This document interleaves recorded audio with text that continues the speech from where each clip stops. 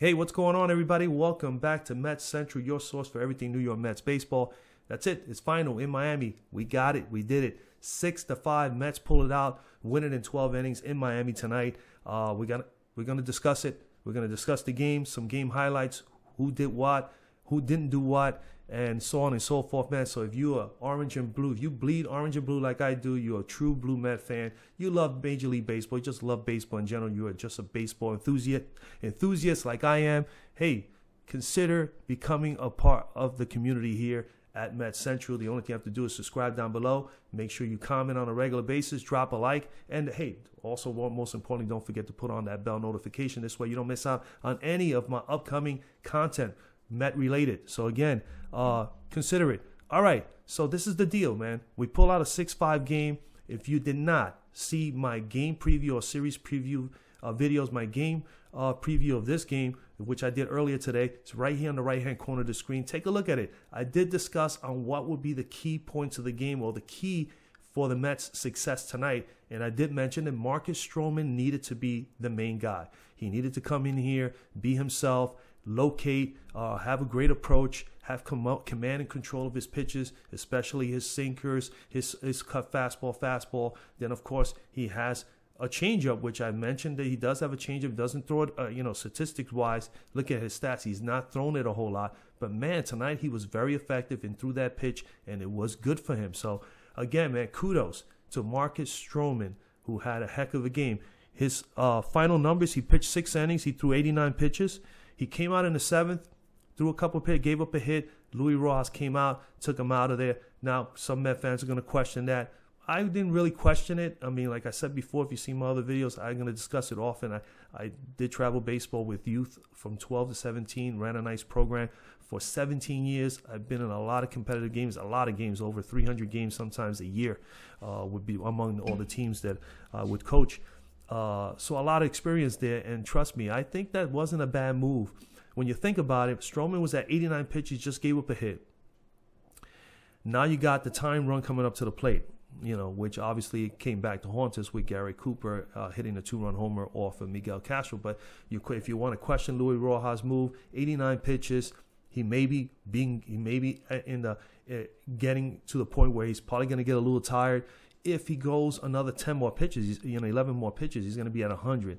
Would you want him to go another 10, 11 more pitches, get closer to 100, and maybe be still in the inning where there's still nobody out or possibly 1 or 2 guys out, and he's having a long inning because of pitches, and you still got to go to a Miguel Castro or someone else? Miguel Castro was warming up. He was ready to go. And I think that it wasn't a bad move because Miguel Castro has been pretty solid for us so far this year. He hasn't been one to come in there and give up a 2-run homer. So it's a first time for everything, and this is the reasons why you play 162 games. This is the reason why in Major League Baseball, as well as any team sport, you play a number of games because nobody's going to go in baseball, especially 162-0, folks. It's not going to happen. So you're going to have some mistakes. You're going to have some times where things just don't pan out, your strategies, your analytics, whatever it may be that you're looking at. I look at analytics and I look at statistics. It's not going to always work. And I'm going to mention it all the time here in my videos, that there's going to be some attention to certain things, and some things look like they're positive. There's an opportunity to do well in a certain area of your strategy, but it doesn't always pan out. It happens in football, hockey, you name it. So again, nobody's going to be perfect. You're going to have bad umpiring. You're going to lose games because of umpiring. You're going to have games you're going to lose because of players making mistakes on the field. You're going to also have situations where the managers or management have made decisions on who's playing or who to take out and move in and manage the game, and there's going to be mistakes. So Luis Rojas, I think was a good idea to bring in Miguel Castro because he's been solid. He didn't come through. Kudos to Gary Cooper getting down there. That ball was in a good spot, good location, wasn't fat over the plate. He got the bat hit down there, got a good swing, popped it out 384 feet, give his team a tie of 3-3. Just barely got over the fence, but it is what it is. It's over the fence. It's a home run. And hey, and then kudos for Castro for saying to himself, let me get refocused, and this is what you got to look at, the positives moving forward with Castro. He came back and he took out the next 3 batters in a row, struck out the side. So kudos to Castro after giving up that 1 pitch, 2-run homer. Hey, Cooper made a good swing. It's done. And kudos to Stroman. not only pitched well, seeing the guy give up a 2-run homer, he probably looked at it over again and said, damn, wasn't even in a bad spot. This guy just made a good swing. He goes over to Castro, cheering on the team, patting Castro in the back like, hey, you know what, brother? It's okay. That's what it's all about, man. Great sportsmanship by Marcus Stroman. Just beautiful job. So he deserved the win. There's no doubt about it, but sometimes that's how it is. Look at DeGrom. I mean, DeGrom is, our boy's been shell-shocked so many times from the bullpen that, what can you do? And it happens, So Stroman had that opportunity last night. Umpire was okay with Stroman, but, man, he did, mess around a little bit. He was really a little erratic, a little bit all over the place as far as the umpiring concerned there. So, again, the number one guy for us last night was Marcus Stroman, man. Heck of a job, Stro. Then we have Francisco Lindor. And I spoke to you guys about Lindor needing to get going, and then it would have been nice for him to jump on the kid. I said it in my preview video. If Lindor, McCann, these guys that, are regulars on this team that we just brought in to be a part of this family of Met players, considering that the Alonsos and the McNeils and the Confortos that have been with us are part of our organization from the time they got drafted, are not there. These guys need to step up. And Lindor came through last night. 2 for 5, hit that double, was very aggressive. And at that first plate appearance, like I said before, you have to, and I used to teach my kids, be aggressive your first time you see the pitcher, because we're going to make adjustments as we go. And they're going to make adjustments. We're going to make adjustments according to what's going on. By the time you get your second at bat, you're going to have a better idea what the situation is when you come to the plate, what your approach is going to be, depending on how many pitches he's thrown, how effective he has been, and so on and so forth, and vice versa with hitting. So Lindor did the right thing, attacked, got a good pitch to hit, got a double down the line, got a run score. So he scores a run. He was another thing that he did well is he was aggressive base running. The fly ball by Don Smith, it was a little bit towards right center field. So the center fielder had to position himself in a longer angle. That's the right way to play, to just take another base, get back to the bag, tag up. He made it, a good throw because the young man has a good, strong arm.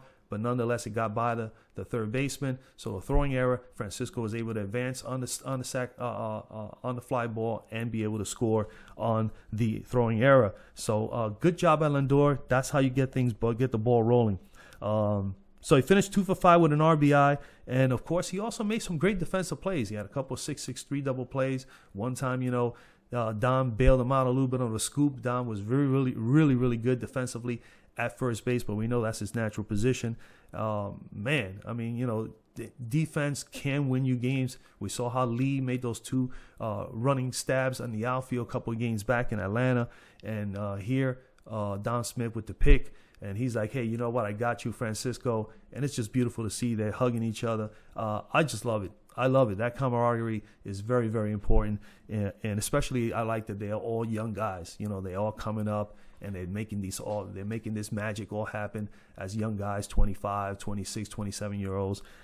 This team is gonna be crazy, man. I really do believe so. All right, so Lindor, good defensive plays. Oh, and before that, how about the one on the right side between short and third, where he went on the backhand, got up, flicked it, threw it over to first base. And, man, a great play there to nail. I think it was Dickerson, who was not a bad runner, if I remember correctly. And Stroman just cheering on Lindor, fired up like, yeah, that's what I'm talking about, baby.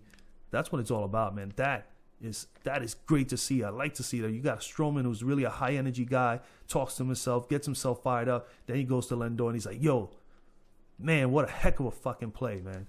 That's what I'm talking about. That's baseball. That's baseball at its best, especially when teammates do that and encourage and fire up their players. Tomas Nieto, again, not a bad day. Defensively, he was pretty good behind the plate. The base, he got a base hit, he got an RBI, 1 for 4, didn't get a lot of hits, but he got a key hit. At that point in time when he got that hit, it made it 3-1. He got Don Smith to come home. He finished 1 for 4, and he caught well, like I said. Then we got some surprising guys. We got some of the young guys.